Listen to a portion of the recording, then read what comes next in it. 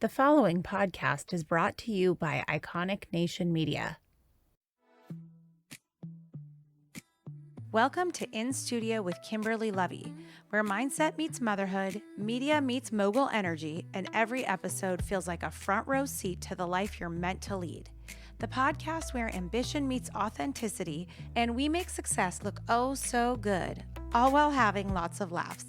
I'm Kimberly Lovi, wife, mom of three, founder of Iconic Nation Media, and the CEO who's been there, built that, all while chasing toddlers and even making an occasional appearance on the tennis courts.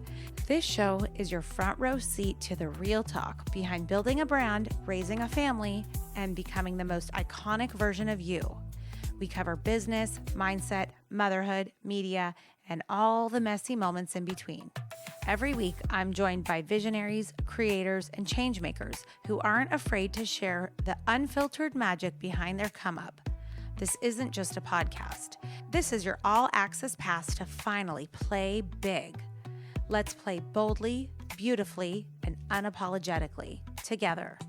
So grab your matcha, fix that crown, and get ready to step into the studio.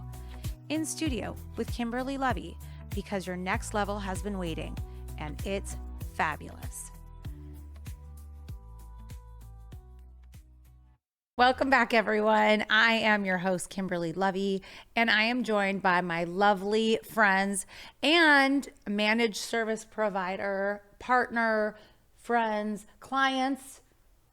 That is Scott Woods. Wood or Woods? Scott Woods. Scott Woods. And Alec Modica. And Alec Modica. And I'm so excited to have you guys. Welcome. Thank you for joining me. Thank you for having us. Okay, so the reason why I had them on, I've asked them to come on with me, is because they've saved my life. You guys have saved my life. Okay, so when I moved in, what happened was I very quickly realized that I was going to need help with my tech stack. So this episode is going to be all around why you definitely need to be hiring a managed service provider. First of all, what is that? Because it feels intimidating to me even just saying it.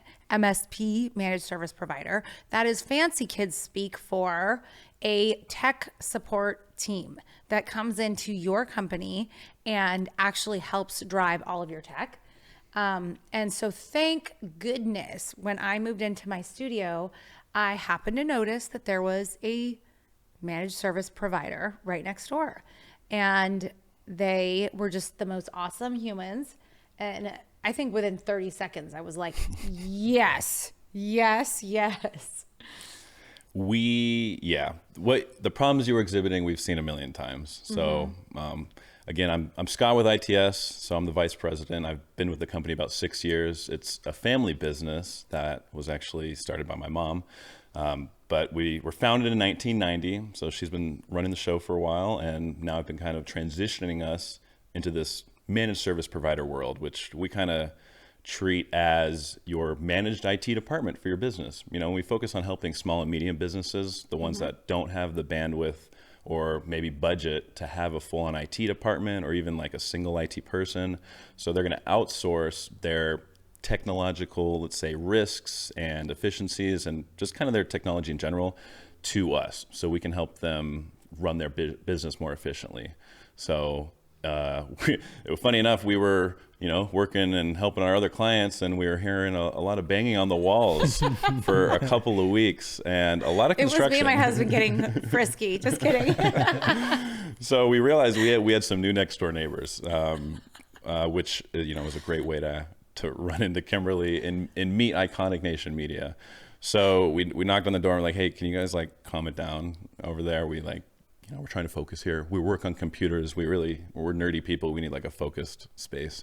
And she was really nice to say okay, yeah, we'll work more on the weekends and we'll tell the guys to be more quiet. And it was a great introduction. And then we found out right away, they don't have internet set up. We have a construction person who's running a bunch of quote unquote internet lines or data lines, but are they going to be hooked up or are they going to be working? Kimberly wasn't sure, and no clue. We specialize in all those types of technology, whether it's your networking, Wi-Fi, your internet connectivity for your business. It was kind of a cakewalk. We told you what to do right away. It just took a couple of minutes, like you said, to say, oh, you're going to need to call the internet provider. Here's who's available in your area. This is the speed you're going to need to request. Yeah, I think I had tried to do it initially on my own and realized very quickly that I did it all wrong. Mm-hmm. Well, no, it wasn't your fault, because Spectrum, the cable company, they did a really amazing job at leaving a brochure right on your business, because they knew you were coming in the door. You're like, oh, internet, I need this, let me order it. Yep. Not knowing that it was like their inferior cable services. You're like, okay, great, internet sounds good.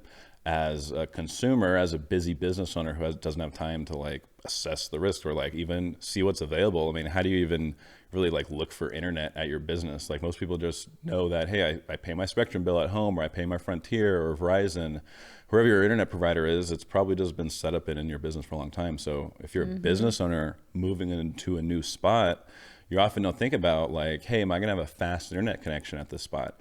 Maybe you're getting this really killer deal on this industrial complex in like this rural part of town. The reason it's so cheap is because there's no high-speed internet, and most businesses do rely on fast, high-speed internet connections. Everything is digital, everything is in the cloud, collaborating on Teams, right? Doing virtual video meetings with all your remote employees. If you're a media company like yours and you have to upload these big data sets, these terabytes of footage and photos, you need to have a fast, reliable connection so that you're not just sitting there waiting for the upload to happen so that your team can access that information. So we knew that, hey, for this type of business, for Kimberly's business, we needed to have not only a fast internet connection, but also a rock solid backbone. So thinking about Internet of Things, that could be your smart lighting, right? Do you have like motion sensors? Do you have a security system that's going to be tied into the network? Is it going to be not tied in? Is there access control? Are you going to have door strikes? These are all technology questions. I already am confused with half of the words you said.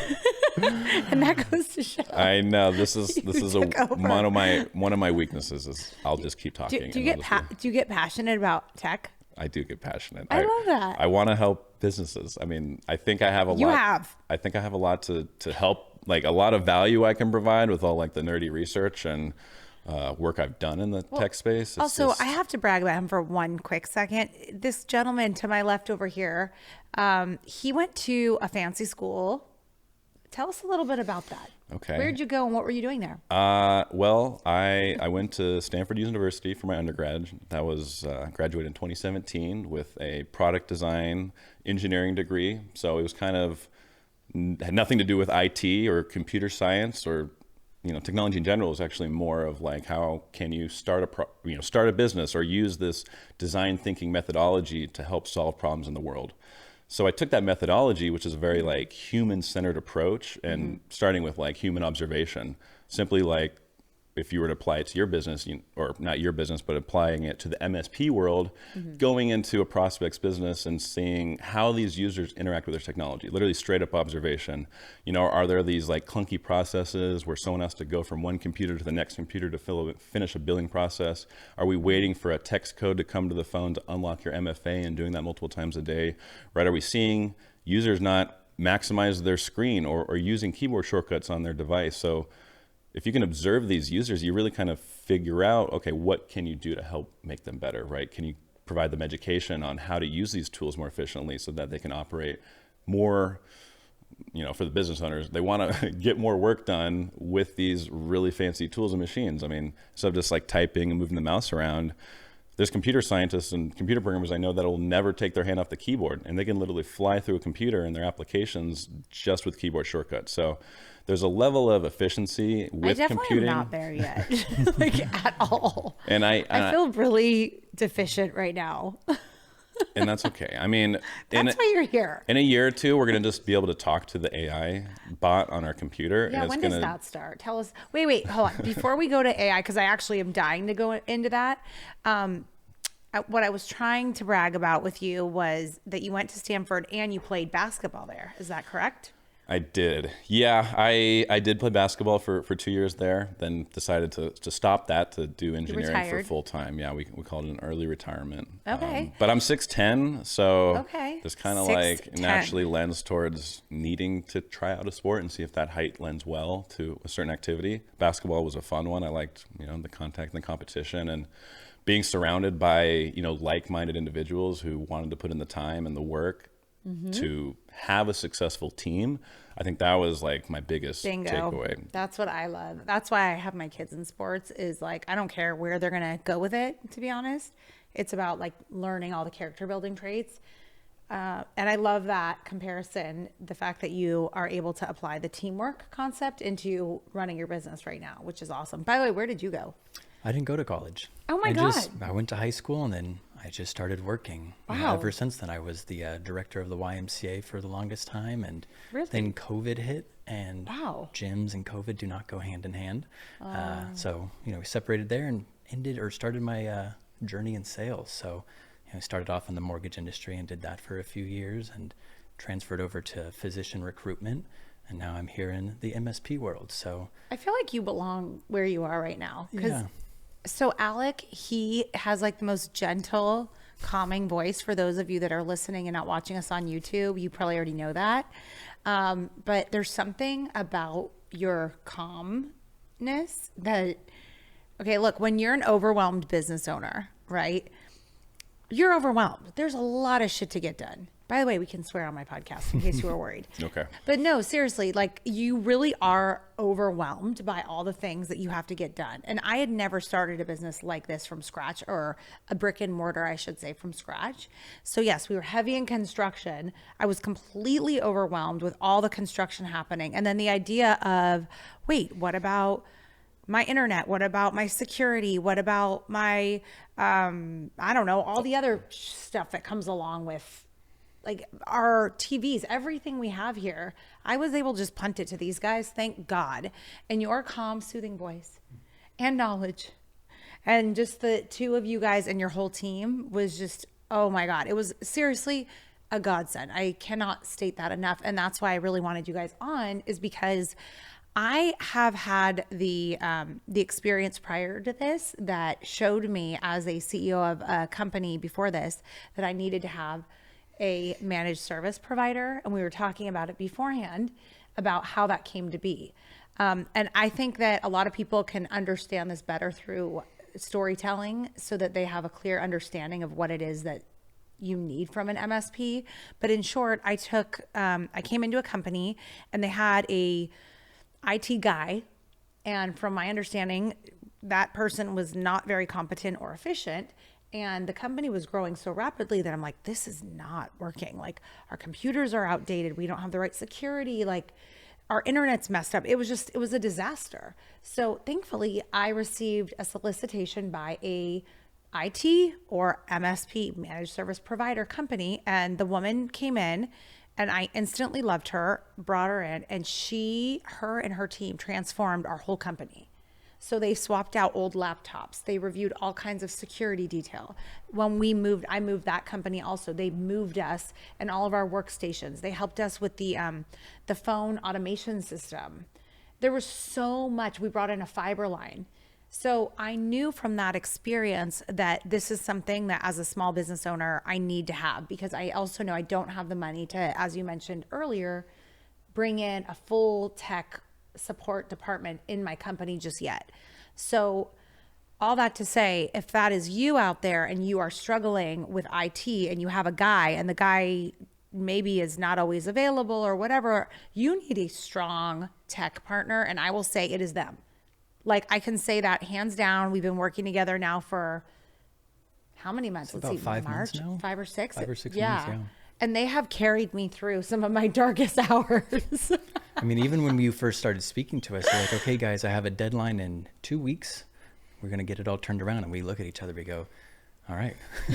Luckily, she's a neighbor. But yeah, we got it all done. And yeah, quick turnaround. And we've been happy to support you ever since. Yeah. And I absolutely cannot tell you how much I treasure you guys, because really, if there's anything, it's one of those things where when you need something in your business, you need it like now. Like, I need it right now.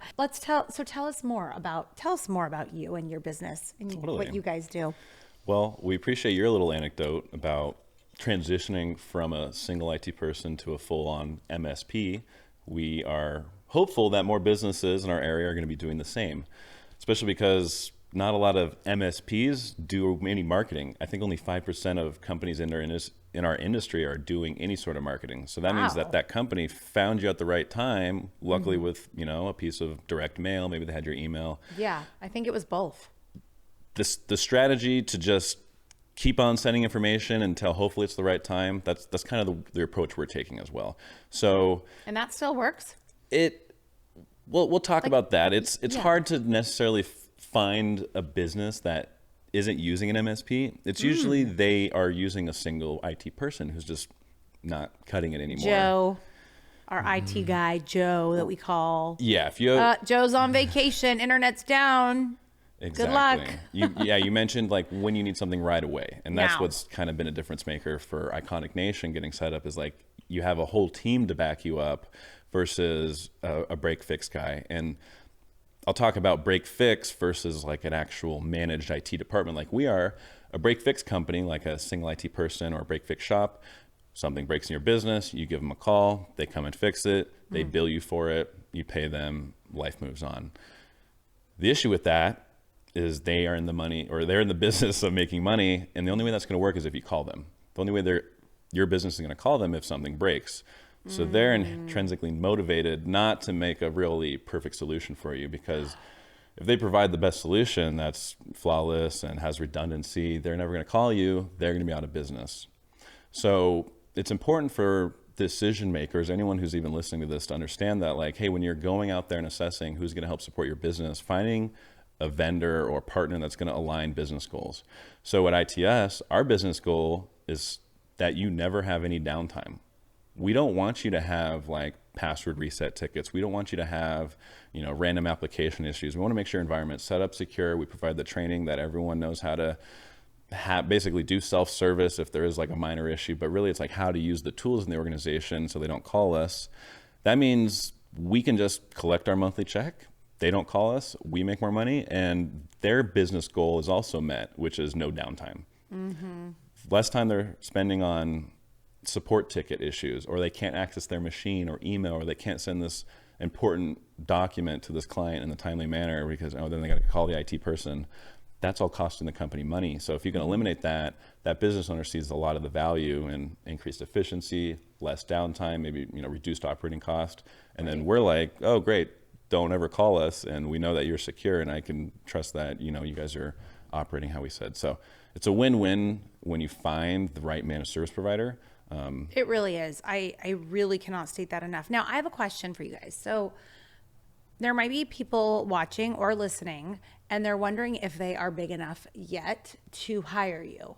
So how big do you have to be to lean into this? And I will say, I am not a huge company yet, but I know for sure I needed the help. So what do you say to that?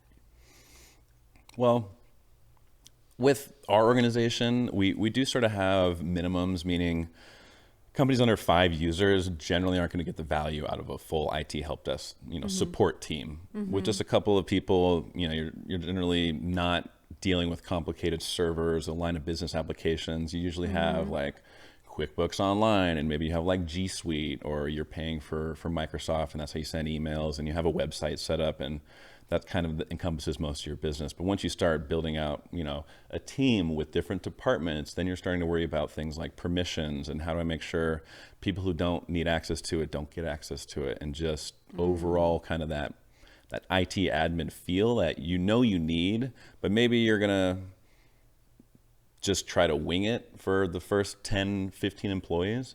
Like I would say that even if you're a 1 or 2 person shop and you're planning on growing to more than 5 or even beyond, you should consider working with a managed service provider. Some will provide like a lightweight version of their plan and just say like, hey, you're gonna get, we'll put our device on your machines. We'll just kind of make sure there's a health check. We'll get you the right security stack, and all the tools we'll get you set up with will just be like the most efficient and just kind of the bare bones what you need.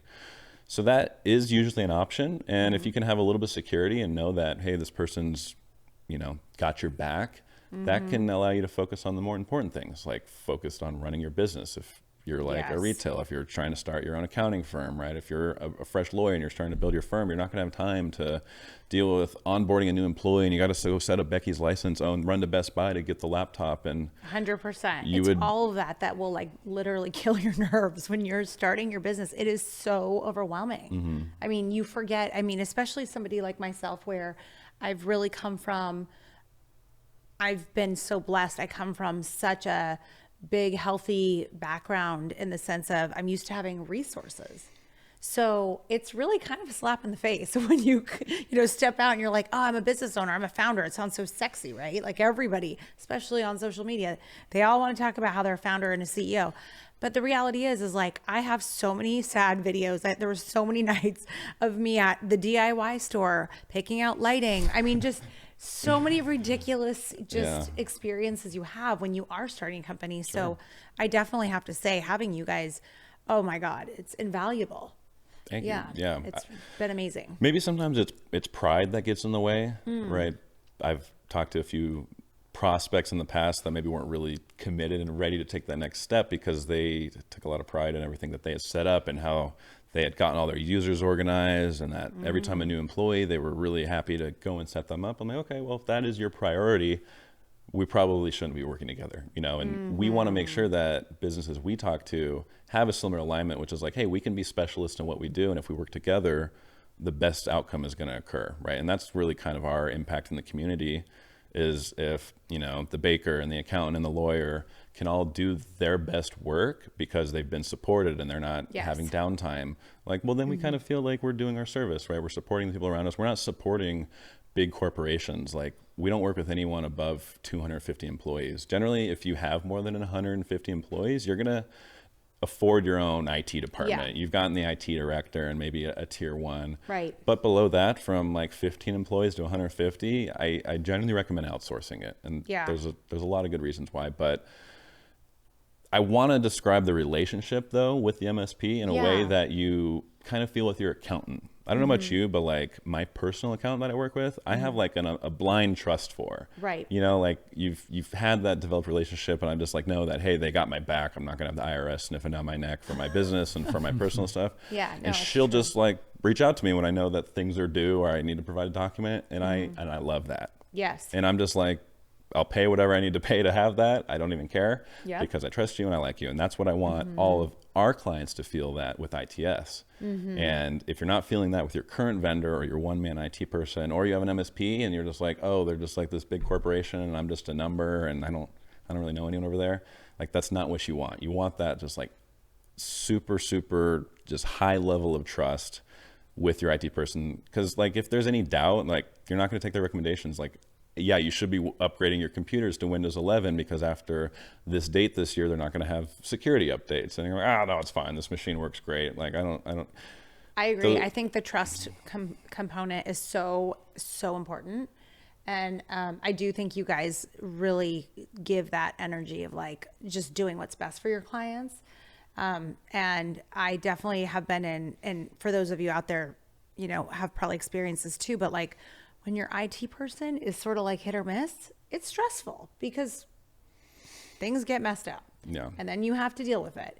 And with you guys, I feel like with ITS, I feel like you are proactively telling me, like you did yell at me and tell me I need to upgrade my laptop. And I'm like, oh, darn it. I know you're probably right. So shame on me. I need to do that. But like, you will tell us when we need to do something or what's not worth it. So, like one thing you did that was a weight off my, everything you've done has been a huge weight off our shoulders, but you were able to recommend a security system that wasn't like some huge ADT, like overwhelming thing. Like you were able to just say like, this is the right level. Like you don't need to over muscle it. You also were able to help get a fiber line in, which was huge because for our business, like you said, there's tons of uploads. What other red flags would you say for people that are like, wait a minute, I don't know if I should continue with my IT guy? Like, what other red flags would you say that they should be aware of? I would say one, especially if you're only dealing with one IT person, you got to understand that their entire knowledge leaves with them. If they're out for a few weeks or they quit, they're fired. And if they just kept everything in their mind and they didn't put out a clear system or document things, what do we do now?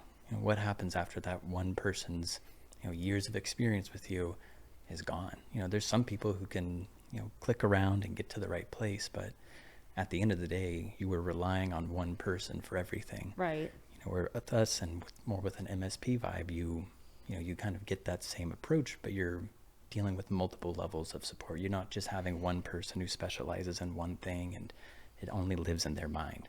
We document and we make sure that you're aware of everything, but you also have a team of other experts who don't just only care about help desk items or only care about cybersecurity. We have multiple people who specialize and have interest in other areas as well. Right. So that's a good point. It's basically what, in summary, what you're saying is like you're reducing key man risk, right? Which is like the idea of key man risk. If you haven't heard that term is, you have, but I'm saying for the listeners, if somebody got hit by a bus tomorrow, it's not like everything's going to fall apart. So that team support and multiple checks and balances and layers Definitely. Ensures your success. And what I think we see as well, and what a lot of our clients appreciate, is we don't offer segmented support. We really try to bring everything under one umbrella.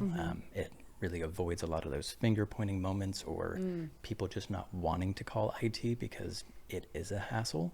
So that's why we try to help with everything from, internet and phones down to, day-to-day IT, cybersecurity, and practically anything that you guys need for your organization to run. It just doesn't make sense to call, vendor A for the phones, vendor B for this one. Oh yeah, I've dealt with that. It's a pain in the neck. Each one blames the next. And it costs, you're right about the pointing fingers, and it costs you a lot of not only time, but also money. And that's another thing is that I feel like with ITS, I have a person I'm going to speak with. It's not like some massive company that I'm getting triaged and I have no idea. And, okay, now I'm in a call center. This is so frustrating. Like none of that. It's truly white glove. It's premium. Is that fair to say that it's like white glove and premium? Yeah, I would say there's a happy medium. There's like the right size, right? If it's too small of an MSP, you're going to get issues like slow response because they're out on vacation, or even if they have a couple of technicians, they just don't do enough documentation. So what we call technician amnesia, you're calling in about your computer issue, you follow up the next day, the new technician working on it has no idea what the issue was or So what you've done. Yeah, so that's a common pain point we see as well. And just like the finger pointing, like Alec pointed out, you call your IT support person, hey, my phone's like making a gurgly sound, I called the internet or I called the phone provider and they said to call the IT person, and the IT person says, it's not my fault. I think it's your internet provider. You got to call them. That so we've is called so 3 annoying. different people. Right. And along the way, that IT person just like provided no value. So that's like kind of one of the main selling points. But if you're in a you're just a number on a list because it's a nationwide MSP and your help desk is getting outsourced, even sometimes overseas, like that could be really, really frustrating. Not only for things like language barriers, but not having a real like account manager that even knows your business and who you are, and they've never shown up, and like you just are a number and a queue to them, really. So you want someone who understands your business, which I'll again circle back to like my time at school was focusing on this needs-based approach. So when Alec and I go and talk to a new business or prospect or even just someone on the street, we're going to find out what those pain points are, which also we call our needs. Like for your business, for example, you needed high-speed internet, but you didn't need a fancy security MDR system, throw an acronym here to say like, oh, you're going to have like all this compliance. You didn't need all that. So we found like a more efficient, we'll call it like support model, but also making sure that you had the high speed internet to meet those needs. So that's the most important thing for us is just during that observation phase is what does that business need? Do they need fast internet? Do they need good, reliable, high quality phones? Do they need an ability to collaborate on Teams? Do they need a good video conferencing system for their conference room because they're meeting with vendors? So yeah, that's always kind of our mindset. We're not going to take a stack of technology because a lot of MSPs can fall victim to this where they have the latest and greatest shiny tool that's going to help save or protect your business from ransomware or whatever, but then they're charging like $300+ a user to shove that stack down your throat. So we're never going to take our technology or this great new product and say, hey, you should have this, like you really need it for your business because it's going to do this. It's never going to work that way. So like the approach we take as observation is like, oh, here are all your issues you're dealing with. Here's the outcome we're going to provide. Here's how we're going to get there. And as part of our monthly commitment, that'll be providing that sort of reduced downtime, operational efficiency, and just kind of like peace of mind or whatever it was you were looking for. All day. We're looking for peace of mind. Yes, we are. Yeah. I assure you. And it's nice. I mean, it's nice to also be able to speak with your tech partner in a way that you can be like, I don't understand this, or like, I'm 100% comfortable just asking you any kind of question, and you can distill it down in a way that makes sense to me, or you can go real full techie on me and I'll be like, I don't get it. But for the most part, I would say you guys, your team is so good at just explaining things really clearly and simply in a way that like is not overwhelming. So yeah, it's been great. And I love your mom, by the way. So wait, we have to tell them about how cute your mom was, because she came here. So their whole team, you guys, wait, so should we tell them, before I dive into how cute your mom was during her photo shoot, we have taken an approach with your team that I think we should talk about, because this is important for business owners. Yeah. So you kind of taking the reins for ITS is a big deal, and you're really young. And part of that is you wanting to be like cutting edge and like, you know, making sure that your company is keeping up with the latest and greatest. And part of that is your marketing and branding. So what have you guys been up to for your marketing and branding? I'll tell you about it. And it's something we've wanted to do for maybe 2 or 3 years. We really identified we're not a technology company. We're a sales and marketing company that happens to sell technology. I love that. So becoming educators, becoming entertainers is, I think, the best way to get people to maybe buy with us or to work with us, right? If we can provide value to them through knowledge or, again, entertainment, like, they're going to want to talk to us and we're going to spark a conversation. So we finally committed this year, because we kind of had our hand forced with you being next door. I'm like, this is, you know, the stars are aligned, too good to be true. We have, you know, an amazing team, Iconic Nation, to back up ITS and actually help us get through the marketing efforts we're doing. But we're launching a podcast. So we're launching the Business Technology Podcast with your help, which we're super stoked about. So it's an intersection between like technology and business, and it's really tailored towards like small and medium business owners, but even enterprise C-level, you know, C-suite people might get something out of it as well.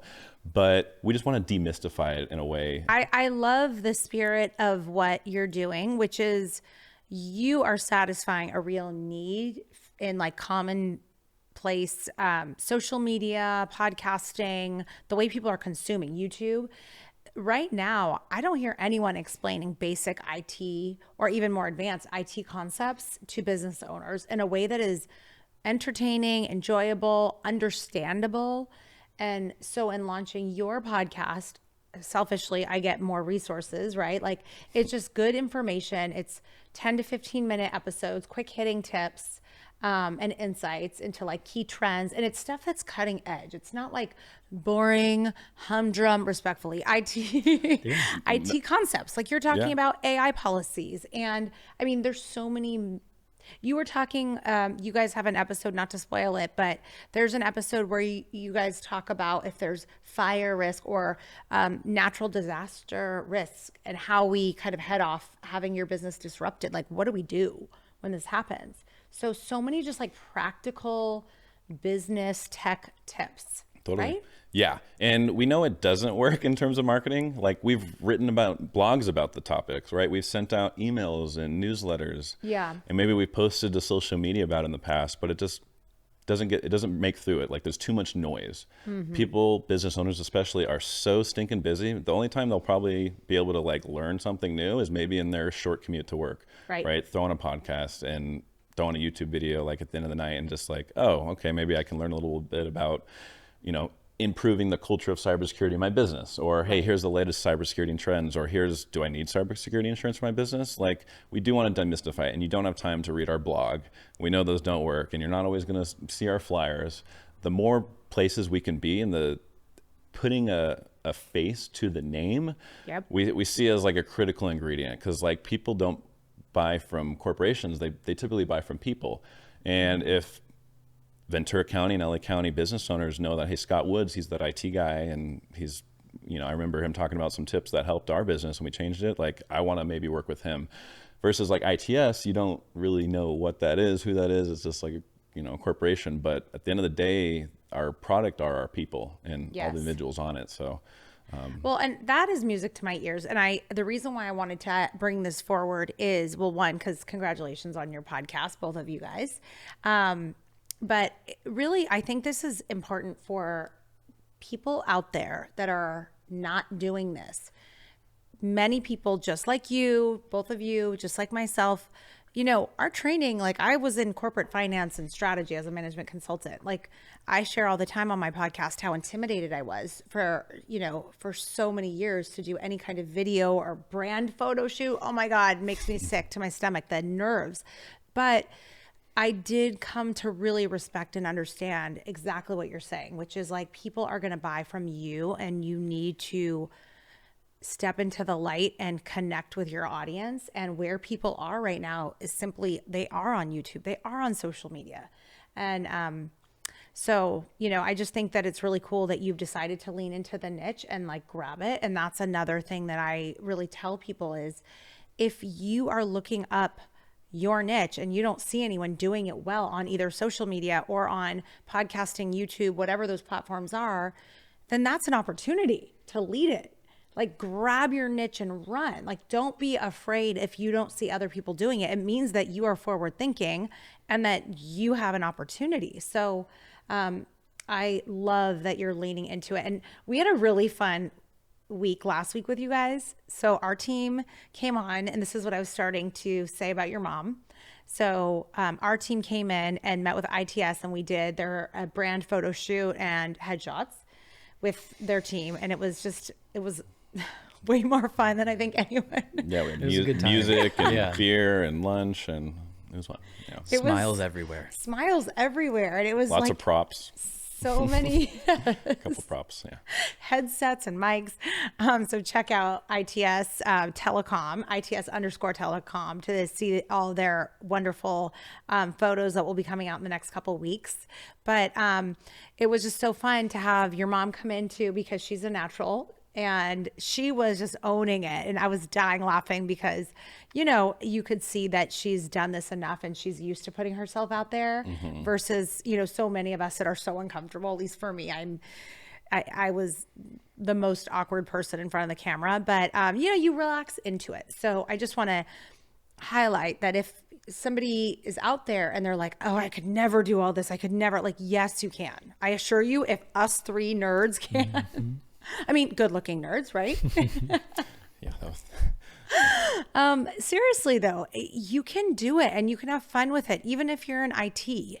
And Joseph from your team, he was killing me because I was like, Joseph, is that a smile? And he's like, kind of. I can't really smile. And I was no teeth. Dancing up on Shannon, and just we were just ridiculous. We were doing anything to make everyone smile, and by the end, everyone was so relaxed. And I think it's important for people out there to connect with your team and see you have a big, beautiful, robust team of really capable individuals. It's not just a logo and some, MSP, ITS, what is this? Like, no, there's, life behind it and really skilled people behind it. So it was super fun. So congratulations on your podcast. Thank you. Yeah. I feel like that could be a good tip for good business owners, or a good tip for business owners who have a lot of remote workers, and like, how do you kind of boost the culture or get like a little morale boost? Like maybe have a fun photo shoot day where you have like props related to like your industry. Everybody gets dressed up, kind of make it on theme, provide lunch. But we obviously got it was a good kick of energy for everybody. And plus we're going to get a ton of great headshots, as well as like our replacement stock photos that are in our brochures and stuff. We can actually put our real employees in there. Yes. Which is, again, we want to add that real personalization. So it's like, oh, you're seeing a picture of a technician, and it's like, oh, wait, that was the same person that showed up. It's Joseph. I remember seeing his awesome smile on my new manual when I got my IT stuff, and now he's here fixing my computer. We had some really cool boardroom shots, which I loved. And but I'm really excited about your podcast. It is going to launch October 14th. And what is it called again? The Business Technology Podcast. Nice. The business technology podcast. Yeah, Yes. That's right. Yeah, not the technology business podcast. That's right. We messed that one up. Yes. But we were sitting around giggling because we're like, okay, how do we make IT cool? I'm like, you guys just show up. You guys show up. We got some tricks up our sleeve here. So I'm really looking forward to launching your show. And thank you for trusting me and my team also, because I know it is really intimidating, but you guys are easing into it, right? Yeah, this is what our third or fourth session doing this now. Definitely more comfortable than than session one. Session one, I was like, oh God. Yeah. Where do I look? There's like 5 cameras in front of you. Then I'm just like staring at Scott the entire time. It's the most eye contact I've ever made with him. We were joking too. All the moisture goes from our mouth to our armpit. Yeah. As well. That's why I have a jacket on. But We have armpit pads. for like, nerds like us who are running an MSP, we're generally not confident enough to put ourselves out there. And I think a lot of people also think, maybe like smarter people are like, oh, I don't really think anyone cares about what I have to say. And then you kind of, I guess, sprinkle a little nugget or two and someone's like, oh my gosh, like that's been so helpful. And things like that are encouraging. So like if you find like a Kimberly who's going to be there and like, no, what you're saying is super awesome, to kind of push you over the edge, like push you off that 10-meter diving board, you're like, that's the perfect person you need to find to kind of get someone like me, who's like an introverted nerd, out of their comfort zone, to get out there to do the things they need to they need to do on their business. Because I'd rather just like play with shiny new tech tools and like figure out, the coolest 100%. security things, rather than do like the hard work of like talking to folks and networking and going out there and filming a podcast and providing value and entertaining. Yeah. That's all the critical stuff that's hard, but we got to do. Well, yeah. And I think it goes back. Look, both of our businesses and any business out there, at the end of the day, like you said, we've already said it now twice. It is true. People buy from people. So I always say it's like this. People cannot buy from you if they don't know you exist. It's just that simple. I mean, seriously. And the social media environment is so competitive now that what was working even just 5 years ago does not work anymore. So you really have to just lean into the discomfort and go for it anyway. But, we make you comfortable in the same way you make me comfortable and our team comfortable. And at the end of the day, it's because we're humans, and that's the name of the game. So, and also we've been running up against a deadline. Tell us what's happening in your family life. Oh man, our family's growing. We're having another child around Halloween this year. So counting down the days, going to be here any moment. We're super excited. And you're also withholding the gender. Yes, we are. That'll be a fun us. surprise, like 1970s style. Everyone will just find out on the day of. So you know what it is, but you're surprising your friends and family. Is that right? Yes. Okay. Just for the fun of it. For everybody's anxiety. Yeah. But actually, I have to tell you, my sister did that to us. And well, actually, she didn't know. She did not know the gender. But we were like, how could she do this to us? This is so stressful. We were like, and when she told us, we were just all exhilarated. Like, it was the most thrilling, I have to say. It was so difficult not to know the whole time as like a close friend or family. Yeah. But I will say it really was the surprise of a lifetime to find out. And it was my niece, Lucia. So they had their boy and their girl, which was nice for them. So that's fun. As a cybersecurity kind of risk thinker person, I do take a very security minded approach to like my family and my online privacy. I'm worried about the next 10, 20 years of like what all this data collection and AI tools are going to be able to do with your identity or deep faking. And the less information I can put out there, especially on like Facebook, Instagram, like sites that aren't necessarily known for their security standards. I try to eliminate that. Even like birth date, like things like gender, those would all be important to not have. Even like open pictures of their face of any of my children are not going to be on any social media for like a pretty long time until I understand like how the algorithm is scanning those for identifying features. Like I worry about that in a pragmatic way. And the way I do that is just by not posting any information about it. Okay, I have already gone so far past that. So can you address this on one of your episodes? Because I think parents, especially, it's one thing when it's you. It becomes a whole different thing when you start having children and there's so much chatter about it. So I would love for you to do a deep dive on that. Especially if you have teenagers, like they already know how to use a computer 10 times better than you do. So the stuff they're doing online could be putting like their identity at risk, as well as, you know, other normal parent concerns of like, who are they talking to? But I'd be happy to share more tips about that and what we all can do to kind of protect ourselves. Please yeah. do, because I'm pretty sure I'm doing it all wrong. So seriously, is it too late now? We're all just taking our best stab at it, you know? It changes so quickly. Like, Yeah. you know, one day we're putting our, you know, face into Snapchat to make a funny filter. You know, the next day we're realizing that facial technology is being used to be some malicious thing, you know, Yeah. we don't need to describe, but Yeah, no, it's crazy. It's all moving so fast, which is why I'm so glad young, vibrant guys are coming in and like really showcasing like what are the latest things to be aware of, you know, and just kind of keep us like up to snuff in a way that you just don't know where to turn. So I'm so excited about having that resource. So Cool. All right. Well, thank you guys so much for joining. This was super fun. I appreciate you coming onto my show. Thanks for having us. And how can people find ITS? Well, on Instagram, you can find us at ITS_Telecom, or on LinkedIn, you can look up Integrated Telemanagement Services, or just look up ITS Telecom on your favorite search engine, and we should pop up as the first one. But also, if you want to listen to us, we're the Business Technology Podcast. You can find us on Spotify, Apple Podcasts, wherever you listen to your podcast. And thanks for giving us a platform to plug that as well. Yeah. Like we said, we got a couple episodes in the pipe, but you know, we're hoping to commit for a long time and just give as much value as we can to the listeners. Thank you. And you guys, if you do want to connect with them or have any specific questions, you can either DM me as you do or find them on social media and DM them, and we'll address any of your IT questions or even security, AI, really anything that's like business technology related, and they will address it on an upcoming episode and help you guys out. So thank you so much, and thanks for watching and listening, and we'll see you guys next week.